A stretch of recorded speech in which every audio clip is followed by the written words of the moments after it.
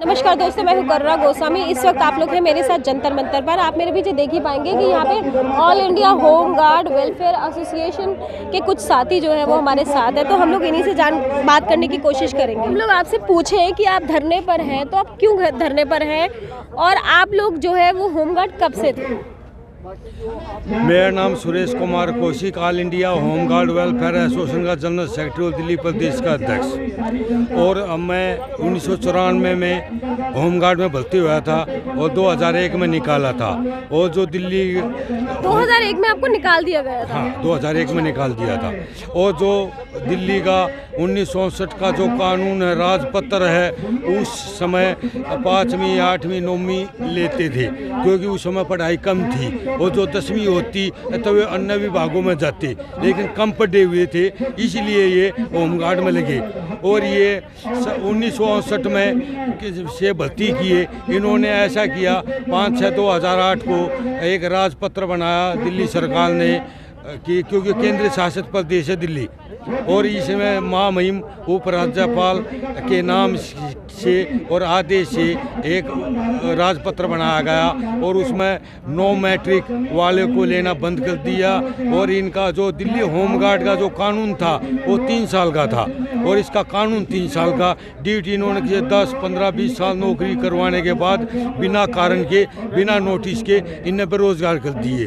और 1962 में जब चीन के साथ युद्ध हुआ था, उस समय भी जो भारत की होमगार्ड थी, 6 लाख होमगार्ड थी, इन्होंने अपने तन मन धन से उस टाइम अहम भूमिका थी होमगार्ड की 1962 के चीन के साथ युद्ध में। मतलब आपका कहने का मतलब है कि आप 1962 का और जो भारत और चीन का युद्ध हुआ, हाँ, आप लोगों ने उसमें भी जंग लड़ी थी? हाँ, और उसमें भी हमारी अहम भूमिका थी। लेकिन उन्होंने, भारत सरकार ने इन्हें 1998 से निकाल दिए थे और पूरे भारत में निकाल दिए थे। लेकिन इस समय पूरे भारत में बहाली हो चुकी है, लेकिन दिल्ली में अब तक बहाली नहीं हुई है। हमने यहाँ जंतर मंतर पर 20 साल हो लिए हैं, जंतर मंतर पर धरना प्रदर्शन करते हैं। 20 सालों से हम अपनी मांगों को लेकर, हम कुछ नहीं मांगते, हम सिर्फ यही मांगते हैं बिना शर्त हमें 60 साल तक बहाल किया जाए। लेकिन हमें बहाल नहीं किया गया और दिल्ली हाई कोर्ट में भी गए। लेकिन 17 जनवरी 1984 में भारत सरकार ने आदेश किए थे, जिस होमगार्ड ने 3 साल नौकरी की है, 45 दिन की ट्रेनिंग की है, उनको जितने भी विभाग हैं दिल्ली सरकार और भारत सरकार में, सब में होमगार्ड को लगाया जाए। लेकिन होमगार्ड की बजाय इस समय प्राइवेट सिक्योरिटी लगा रखी है, क्योंकि प्राइवेट सिक्योरिटी से कमीशन मिलता है, होमगार्ड से कमीशन नहीं मिलता है। मतलब आप दिल्ली सरकार पर इल्जाम लगा रहे हैं कि प्राइवेट सिक्योरिटी से जो है उनको कमीशन मिलता है? आप सीधा बिल्कुल है, बिल्कुल है। मैं इसमें राजा हरिश्चंद्र हॉस्पिटल में जब इन्होंने निकाल दिया, मैं राजा हरिश्चंद्र हॉस्पिटल में सिक्योरिटी में था, और सिक्योरिटी में लगा लो कि ऊपर दे 12,500 रुपये सरकार देती, वो 4,000 रुपये दे था। वो ना PF ना SI ना को छुट्टी, कुछ भी ना दिया इन्होंने। और उनके ऊपर हमने इल्जाम लगाया तो उन्हें नौकरी से बाहर कर दिए। कार्रवाई बहुत करी, सुनवाई कुछ नहीं हुई। अब 2022 की बात है, जनवरी में वहाँ कंपनी आई, वही कंपनी आई जो PF देता ना, SI देता ना, कोई छुट्टी देता ना, बोनस देता ना, ऊपर तो मिला 12,000 देते थे, 4,000। और वही हिसाब करा। अब आया जनवरी में, 11 जनवरी को टेंडर आया बाबा अम्बेडकर हॉस्पिटल में, दिल्ली सरकार को इसके खिलाफ क्यों हम होमगार्ड गए हैं, भाई हमें नौकरी नहीं मिलती है। तो ये था जो पैसे भर्ती, जो पैसे दिया हुआ था 35-40 हज़ार रुपये, ना तो सरकार कार्रवाई करवाओ, पता लगाओ कि जितने भी हॉस्पिटल हैं, जब मैं टेंडर आता है, टेंडर आने से और पैसे मांगते हैं, पैसे देता है तो ड्यूटी दे देंगे, नहीं पैसे मिल देता है तो पैसे नहीं मिलते हैं। अब ये पंजाब में कह रहे हैं वीडियो बनाओ, वो बनाओ, वीडियो इनकी क्यों ना बनाते हैं? अपने सुप्रिंटेंडेंट से पूछो ये भ्रष्टाचार क्यों है। खुल्लम खुल्ला सोशल मीडिया के जरिए और अखबारों के जरिए जब हम दे रहे हैं तो सरकार उस पर कार्रवाई क्यों नहीं करती है? और होमगार्ड की रही बात, होमगार्ड में इनका कानून था 3 साल का, ड्यूटी 15-20 साल नौकरी करवा दी। और अभी 2019 में मार्शल में भर्ती कर लिए, आधे ले लिए, आधे छोड़ दिए। ये पक्षपात नहीं। 4 बोरे भरे धरे हैं कागजों के, 4 बोरे, और जो कि मैं तो उनको उठा भी नहीं सकता, इतने कागज है मेरे पास। एक माननीय प्रधानमंत्री से लेकर कमांडेंट तक, और ये बोरे ये जो कागज है इसमें दिया हुआ, सबसे पहले दिया हुआ है कि तुम्हारा कानून था 3 साल का, तुमने ड्यूटी करवाई 10-15 साल नौकरी करवाई है, और उनके जो डिस्चार्ज लेटर है वे तो हमें डिस्चार्ज लेटर को भी मना करते हैं। वही होमगार्ड के जो स्टैंक है, दिल्ली में स्टैंक, होमगार्ड की स्टैंक 10 साल 285 है, और जो 2002 का पार्लियामेंट का जो क्वेश्चन है उसमें 17,505 है। तो आपने बताया कि आप कब लगे थे होमगार्ड की जॉब पर? मैं 1994 में लगा था। 1994 में आपकी तनख्वाह कितनी रही होगी? तनख्वाह 1200 रुपये थी। 1200 रुपये थी। हाँ जी, मेरी पौने 700 थी जी, आपकी पौने 700 थी। आप कब लगी थी? 89 में। अच्छा, तो अभी आप बता रहे थे अपने बारे में, तो ये जो आपके जो पत्र हैं, मतलब इन पत्रों में आपने किस किस को क्या क्या अर्जियां दी हैं?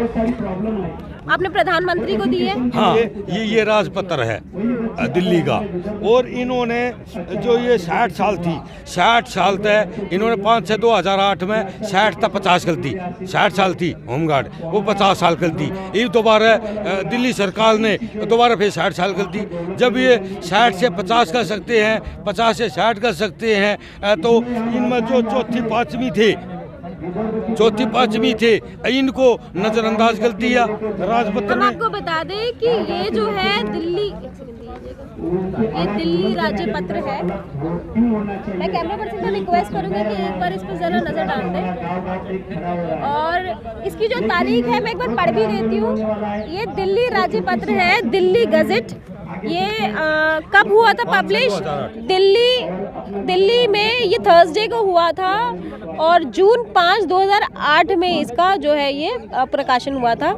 हम लोग इसकी जो नोटिफिकेशन अपनी वीडियो के साथ लगा भी देंगे। जी सर। और इसमें पीछे इन्होंने दिया था कि ये इसमें भारत सरकार ने लेटर अधिसूचना जारी की थी, और 1988 के अधिनियम भ्रष्टाचार के खिलाफ इन्होंने एक जज नियुक्त किया था पटियाला हाउस कोर्ट का, और उन्होंने कहा था जब राजपत्र बनाया, भाई 10वीं वाले को तो हमने कर दिया है, जो 8वीं 5वीं के उस टाइम थे इनकी जांच करके, इनकी रिपोर्ट सही करके इनका समाधान किया जाए, निपटारा किया जाए।